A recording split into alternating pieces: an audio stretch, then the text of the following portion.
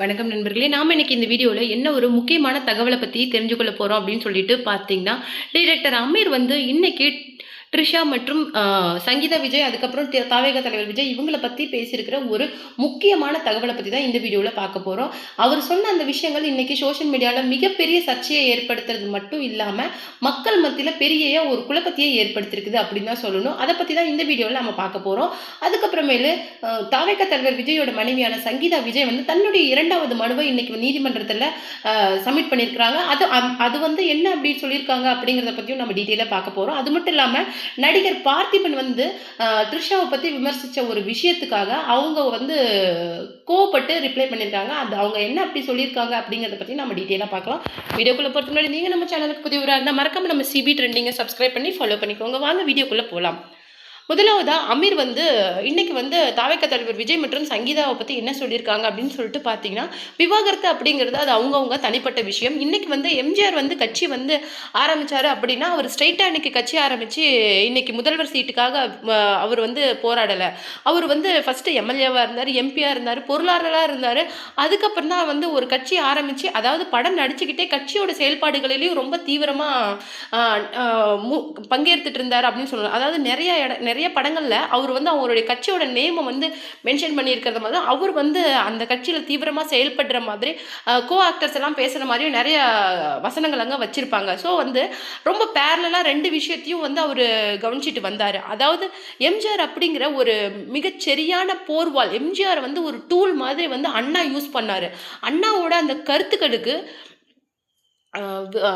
எம்ஜிஆர் வந்து ஒரு நல்ல கருவியா அண்ணா பயன்படுத்துறதுனால தான் இன்னைக்கு வந்து அனைத்து இந்திய அண்ணா திராவிட முன்னேற்ற கழகம் அப்படிங்கிற ஒரு மிகப்பெரிய வந்து சக்தி வாய்ந்த கட்சி வந்து இன்னைக்கு இருக்கிற அந்த டிஎம்கேவை வந்து தூக்கி சாப்பிட்ற அளவுக்கு வந்து ஒரு கட்சி வந்து வளர்ந்துச்சு. அது வந்து அண்ணா மேல வந்து அதுக்கு எம்ஜிஆர் வந்து வச்சிருக்கிற அந்த மிகப்பெரிய பாசம் பற்று தான் அதுக்கு முக்கியமான காரணமா இருந்தது. பல்வேறு காரணங்களால அதுல இருந்து எம்ஜிஆர் வந்து அண்ணா திராவிட முன்னேற்ற கழகம் அப்படின்னு சொல்லிட்டு இன்னைக்கு கருணாநிதி வந்து அந்த திராவிட கழகம், அதாவது அண்ணாவோட வழியிலேயே அவருடைய அந்த கட்சியவே பொறுப்பேற்று நடத்தின மாதிரி ஒரு சில சூழ்நிலை காரணங்களால பிரிஞ்சு போயிட்டாங்க. ஆனால் அண்ணா வந்து நம்ம எம்ஜிஆர் கிட்ட இருக்கிற அந்த ஒரு விஷயங்களை, அதாவது எம்ஜிஆர் அப்படிங்கிற ஒரு சரியான கருவியை அண்ணா வந்து அவ்வளோ அருமையாக அவருடைய கருத்துக்களை மக்கள்கிட்ட கொண்டு போய் சேர்க்கறதுக்கான ஒரு அருமையான கருவியாக எம்ஜிஆரை பயன்படுத்துறதுனால தான் இன்னைக்கு எம்ஜிஆர் அப்படிங்கிற ஒரு இன்னமும் எம்ஜிஆர் அப்படிங்கிற ஒருத்தருக்காக மட்டுமே தான் அனைத்து இந்திய அண்ணா திராவிட முன்னேற்ற கழகத்துக்கு ஓட்டுகள் வந்து விழுது அப்படின்னு சொன்னாலும் அது மிகச்சரியா பொருந்தும். ஆனா அதே மாதிரி இன்னைக்கு இன்னொரு புதிய வால் கிளம்பி இருக்கு அப்படின்னு சொல்லிட்டு டைரக்டர் அமீர் சொல்லியிருக்காரு. அது வந்து யார் அவர் மென்ஷன் பண்றாரு அப்படின்னு சொல்லிட்டு பாத்தீங்கன்னா, தாவேகா தலைவர் விஜய் தான் அவர் மென்ஷன் பண்ணிக்கிறாரு. விஜய் வந்து நான் வந்து கூர்மையான ஒரு போர்வால் அப்படின்னு சொல்லிட்டு நான் கண்டிப்பா சொல்லுவேன். ஏன்னா அந்த போர்வால் வந்து ரொம்ப சரியா ஷார்ப்பா இருக்கு. அது நல்லவங்க கிட்ட போகுதா இல்ல கெட்டவங்க கிட்ட போகுதா அப்படிங்கிறது எதிர்காலம் தான், வருங்காலம் தான் அதை தீர்மானிக்கணும். ஆனா ஒரு போர்வால் இப்போ கிளம்பியிருக்கு. அதை யார் சரியா கையில் எடுத்து பயன்படுத்துகிறாங்களோ அதன்படி வந்து மக்களுடைய எதிர்காலம் எப்படி இருக்கும் அப்படிங்கிறத நம்ம பொறுத்திருந்து தான் பார்க்கணும் அப்படிங்கிற மாதிரி சொல்லியிருக்கிறாரு. அது மட்டும் கிடையாது, இப்போ வந்து இந்த நடந்துட்டு இருக்கிற இந்த முக்கோண விஷயம், அதாவது தாவேகா தலைவர் விஜய் மற்றும் சங்கீதா விஜய் த்ரிஷாவுக்கு நடுவில் நடந்துட்டு இருக்கிற இந்த விஷயங்களை பற்றி அவர் என்ன சொல்லியிருக்காரு அப்படின்னு சொல்லிட்டு பார்த்தீங்கன்னா, அதாவது மக்களுக்கு நம்ம என்னைக்கு ஒரு வழிகாட்டியா தலைவனா செயல்பட போறோம் அப்படின்னு சொல்லிட்டு ஒரு விஷயத்தை நம்ம முடிவு பண்ணிட்டோமோ அதுலேருந்து நம்ம ரொம்ப கண்ணியமா நடந்துக்கணும். இன்னைக்கு அண்ணா காமராஜர் மாதிரி ரொம்ப கண்ணியத்தை நம்ம கடைபிடிக்கணும். ஏன்னா லட்சோப லட்ச மக்கள் வந்து நம்மளை கவனிச்சிட்டு இருக்கிறாங்க. அது நமக்கு தெரியுதோ இல்லையோ, அது நம்ம வந்து 24 மணி நேரமும் சென்ஸ் பண்ணக்கூடிய ஒரு விஷயம் வந்து நாம வந்து பலரால கவனிக்கப்படுறோம் அப்படிங்கிறது. ஸோ நம்மளுடைய கண்ணியத்திலையும் நம்மளுடைய அந்த அந்த லாயலிட்டிலையும் எந்த விதமான சின்ன பிள்ளையும் வந்துடக்கூடாது அப்படிங்கிறதுல நம்ம ரொம்ப கவனமா இருக்கணும் அப்படிங்கிற மாதிரி ஒரு விஷயத்த இன்னைக்கு வந்து அமீர் சொல்லியிருக்கிறாரு. அது மட்டும் கிடையாது, 2வது மனுவை இன்னைக்கு வந்து சங்கீதா விஜய் வந்து நீதிமன்றத்தில் தாக்கல் பண்ணியிருக்காங்க. அதில் என்ன மென்ஷன் பண்ணியிருக்காங்க அப்படின்னு சொல்லிட்டு பார்த்தீங்கன்னா, அதில் வந்து அவங்க மென்ஷன் பண்ணிக்கிற விஷயம் வந்து எல்லாருக்குமே கண்ணீரை வளவழிக்கக்கூடிய அளவுக்கு ரொம்ப ஒரு கடினமான ஒரு விஷயமா இருக்குது. ஏன்னா அதில் என்ன சொல்லியிருக்காங்க அப்படின்னு சொல்லிட்டு பார்த்தீங்கன்னா, லண்டனோட குடியுரிமை பெற்ற நான் வந்து இன்னைக்கு இங்கே தங்குறது ரொம்ப கஷ்டமா இருக்குது. அதனால என்னுடைய நீலாங்கரை வீட்டில் என்னை வந்து தங்குறதுக்கு அலோவ் பண்ணணும். ஏன்னா அந்த வீட்டில் எனக்கு சரிசமமான உரிமை இருக்குது அப்படின்னு சொல்லிட்டு கேட்டிருக்கிறாங்க. அது மட்டும் கிடையாது, அந்த வீட்டில் தங்கக்கூடாது அப்படின்னு சொல்லிட்டு விஜய் தரப்பு தன்னை மிரட்டுறதா அவங்க வந்து அந்த மனுவில் வந்து சுட்டி காட்டிருக்கிறாங்க. இன்னொரு முக்கியமான விஷயம், அந்த வீட்டில் என்ன ஸ்டே பண்ண அலோவ் பண்ணணும், இந்த இந்த ஜீவனாம்சம் விஷயம் இந்த கோர்ட் கேஸ் முடிகிற வரைக்கும் என்ன அங்கே வந்து போலீஸ் பாதுகாப்போட நீங்கள் இருக்கிறதுக்கு அலோவ் பண்ணணும் அப்படிங்கிற மாதிரி போலீஸ் பாதுகாப்பு கேட்டு அந்த மனுவில் வந்து அவங்க மென்ஷன் பண்ணிக்கிறாங்க. இதுதான் இன்னைக்கு ரொம்ப பெரிய அளவுக்கு சர்ச்சையை ஏற்படுத்தின ஒரு விஷயமா இருக்குது. அப்படி அவங்க சொன்னதுக்கு அந்த மனுவில் சொன்ன விஷயங்கள் வந்து இன்றைக்கி மிகப்பெரிய அளவில் இணையதளத்தில் வைரலாக போயிட்டுருக்கிற இந்த நிலையில் அவங்களுக்கு ஆதரவாக நிறைய பெண்கள் வந்து இன்றைக்கி களமிறங்கியிருக்கிறாங்க.